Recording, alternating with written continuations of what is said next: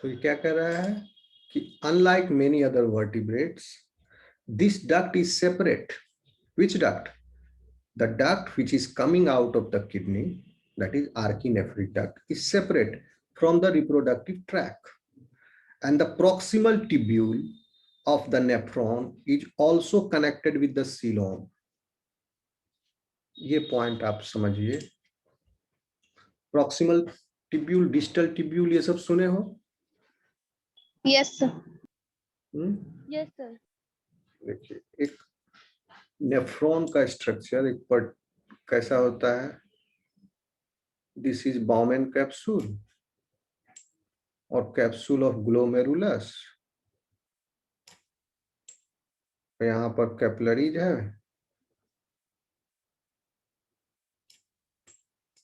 efferent and afferent, and there is a one short neck region, and then there is a ये नीचे loop है.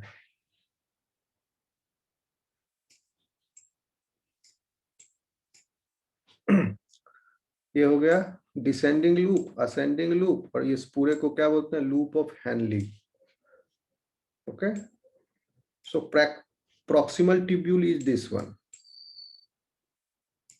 PT, proximal tubule. Before opening in the before opening in this archinephric duct, this tubule is convoluted, highly convoluted. This is Henle loop और proximal tubule ये है. तो इसके case में क्योंकि मेटानेफ्रिक किडनी तो है नहीं है, मीसोनेफ्रिक है, तो highly convoluted tubule नहीं है, but there is a loop, and before that loop this is called as proximal tubule. और डिस्टल ट्यूब्यूल हुआ इधर वाला. प्रॉक्सिमल ट्यूब्यूल का क्या खासियत होता है? यहाँ पर रीएब्जॉर्प्शन होता है ग्लूकोज का, sodium, potassium, chloride, monovalent, divalent, cation, सबका रीएब्जॉर्प्शन हो जाएगा, वापिस सोख लिया जाएगा, वाटर का भी. तो यही कह रहा है ये प्रॉक्सिमल ट्यूब्यूल मिक्सिंग में जो है हैगफिश में. कहाँ पर लिखे?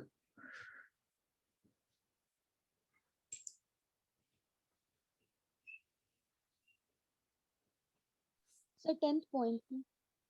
10th. The kidneys are drained via mesonephric, archinephric duct. Unlike many other vertebrates, this duct is separate. तो ये क्लियर हो गया, डक्ट सेपरेट है. यूरिनरी सिस्टम का, रिप्रोडक्टिव सिस्टम का कहीं भी यूनियन नहीं है, सिर्फ क्लोका में ओपनिंग है सबका.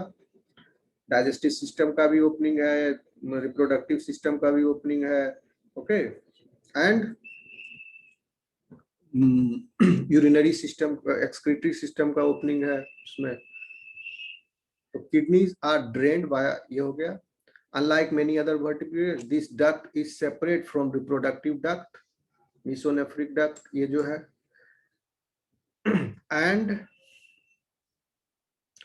and the proximal tubule, ये point particularly, ये different point है. जो कह रहा है यहाँ तक बोला, इससे अलग बात है ये. And the proximal tubule of the nephron is connected with the coelom. यानी proximal tubule जो है यहां से एक और कनेक्शन है in the body cavity.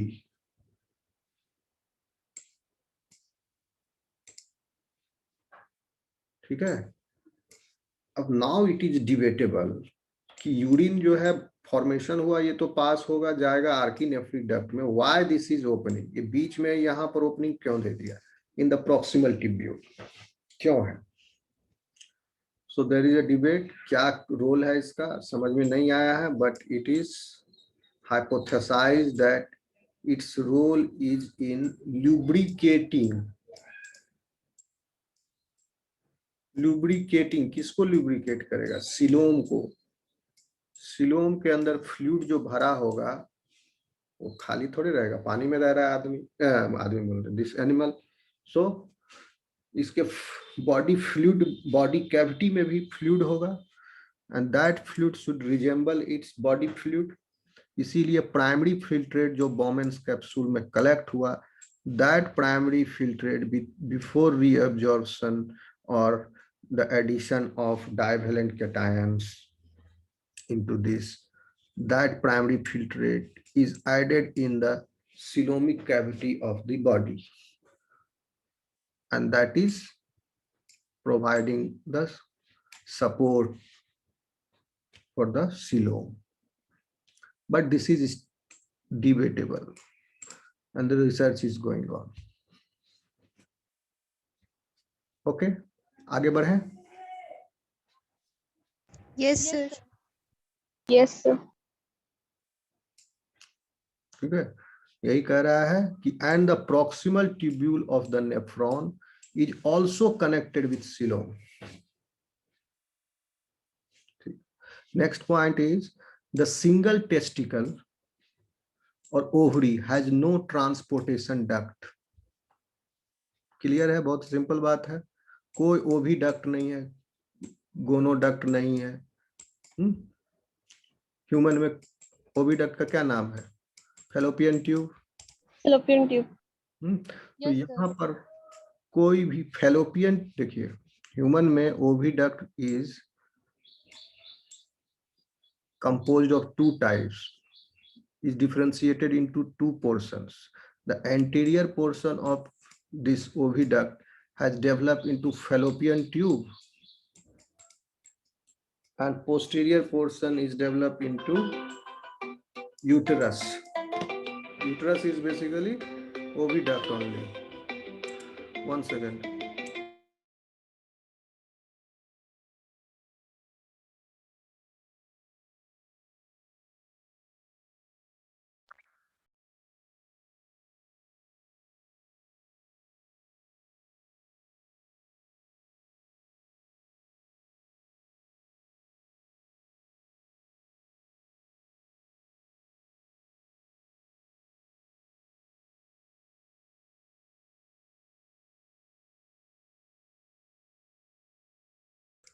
Hello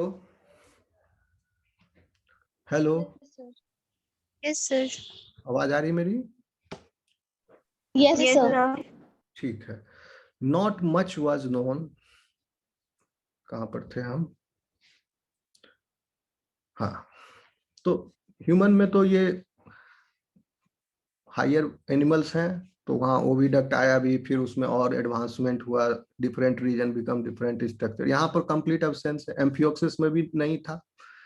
ovary has no transportation duct. Instead the gametes are released into coelom. ठीक है ना, गैमीट जो है सीलोम में रिलीज हो गया, डायरेक्टली उसमें गिर गया, release into the coelom. Ovary से क्या हुआ? ओव्यूलेशन हुआ. until they find their way to the posterior end of the caudal region. और अपने आप वो फिर क्योंकि आगे में गिर रहा है तो पीछे की तरफ जाएगा ही, caudal region की तरफ, where they find an opening in the digestive system. मतलब opening in the digestive system cloaca. यहाँ पर जो है opening of the digestive system is called as cloaca, not the anus. Cloaca जो है कॉमन ओपनिंग होता है, ठीक है, बहुत सारे सिस्टम का. एनस जो है इकलौता ओपनिंग है फॉर द डाइजेस्टिव सिस्टम. लेकिन जब इसमें रिप्रोडक्टिव सिस्टम और भी सारे ओपनिंग, अब बहुत तरह से रास्ते आ रहे हैं, चौराहा हो गया. Okay, all these ducts are coming, so this common opening is larger than all these individual single openings. तो इस सब का कलेक्टिव ओपनिंग है बॉडी का पोस्टेरियर रीजन में.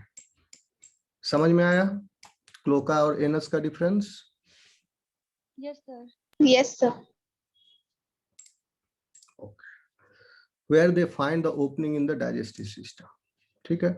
The hagfish embryo can develop for as long as 11 months. 11 महीना तक develop करेगा एम्ब्रियो एग के अंदर, before hatching, which is shorter in comparison to other jawless vertebrates. Other jawless vertebrate कौन हो गए? जैसे पेट्रोमाइजोन या लैम्प्रे, जो हम लोग नेक्स्ट पढ़ेंगे, उससे छोटा है इसका, उससे बाकी सबका क्या होता है? छोटा होता है। लैम्प्रे में क्या हुआ, हैचिंग से लेकर के लार्वल भी आया था बीच में ना, और लार्वल से फिर एडल्ट बना। एक स्टेज एक्स्ट्रा आ गया लैम्प्रे में, एक का हैचिंग हुआ, हैचिंग से फिर लार्वा बना। तो ये larva is not present here Myxine में, तो यहाँ पर एक लंबा टाइम है हैचिंग का, 11 महीने का, जबकि लैम्प्रेज में ऐसा नहीं है। क्लियर?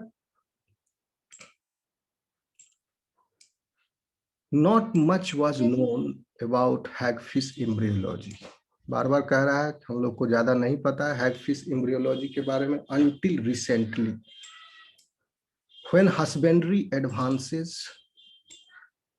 यानी एनिमल हस्बेंड्री एडवांसेस, एनिमल को रिसर्च के पर्पज से या फॉर कॉमर्शियल पर्पज से उसको रेज करना, कल्चर करना, कॉलोनी रेज करना, ठीक है। So that is husbandry.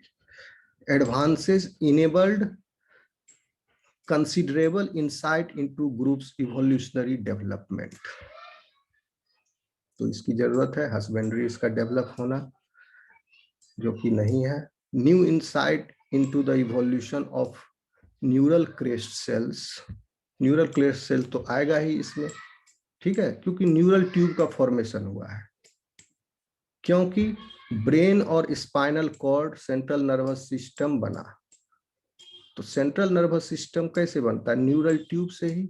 Embryonic stage में न्यूरल ट्यूब है, एम्फियोक्सिस में हम लोग पढ़े थे पूरा अच्छे से डिटेल में कैसे न्यूरल प्लेट बना, न्यूरल क्रेस्ट बना, न्यूरल क्रेस्ट के बाद न्यूरल ट्यूब का फॉर्मेशन हुआ। ओके, तो इसमें भी हुआ है, बट स्टडी नहीं किया जा सकता है। हुआ है मतलब ये तो होगा ही, बिना इसके कैसे डेवलप होगा। लेकिन हम लोगों को नहीं पता है कि इसमें मैकेनिज्म किस तरह से है, किस टाइम पर कब गैस्ट्रुला कब अपीयर हुआ, ब्लास्टुला कितना स्टेज पर आया, ठीक है। डेवलपमेंट, चूंकि क्लीवेज देखा गया है कि मीरोब्लास्टिक क्लीवेज है, होलोब्लास्टिक नहीं है इसमें, तो मीरोब्लास्टिक क्लीवेज किस स्टेज पर कितने सेल्स में, ठीक है, और द डिटेल्स जो है हमको नहीं पता है इसका।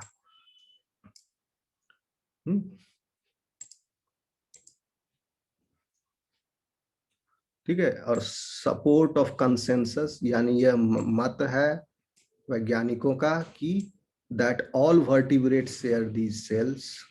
कौन सा cells, neural crest cells, from which central nervous system arises. So in these neural crest cells, there is a different subset of genes which are expressed. So in these cells, not in all the cells, in these cells especially, different subset of genes which are expressed. So these cells become central nervous system later on. तो इसमें भी होगा, mixing में भी होगा, क्योंकि vertebrate में है, इसलिए इसमें भी होगा। तो ऐसा वैज्ञानिकों का मत है, which might be regulated by a common subset of genes। और फिर वो उस जीन के एक्सप्रेशन को भी रेगुलेट करने के लिए फिर जीन्स चाहिए, तो उसका भी सबसेट ऑफ जीन्स होंगे, ठीक है। 13 पॉइंट से आगे बढ़े। 14th is hagfish possess gonadotropins। Gonadotropins which secrete from pituitary gland। Gonadotropin releasing hormone secrete हुआ हाइपोथैलेमस से, वो एक्ट किया पिट्यूटरी पर, तो गोनाडोट्रोपिन निकला। Gonadotropin will act on gonad to stimulate its development, and in response to gonadotropin, hormones from gonads also releases। तो यही हो गया hypothalamus pituitary gonadal axis stimulate development। This suggests that hagfish have an early version of hypothalamic pituitary gonadal axis, a system which once thought to be exclusive to gonadostomes। तो पहले ये माना गया था कि एग्नाथा में ये एक्सिस नहीं है, hypothalamic pituitary gonadal axis, but mixing में पाया गया है, सो दैट मीन्स एग्नाथन में भी है. Okay, so here completes your hagfish, and this picture is showing the difference, anatomical difference between lamprey and hagfish. We will discuss about this later after learning lamprey anatomy. उसके बाद में इस picture को हम discuss करेंगे. Okay, okay sir. चलो ठीक है. ये सीजन का आपका आज लास्ट क्लास है. अब आपकी क्लास 3-4 हफ्ते के बाद ही होगी. ये साइकिल जब आएगा, 1 सेकेंड मेरे को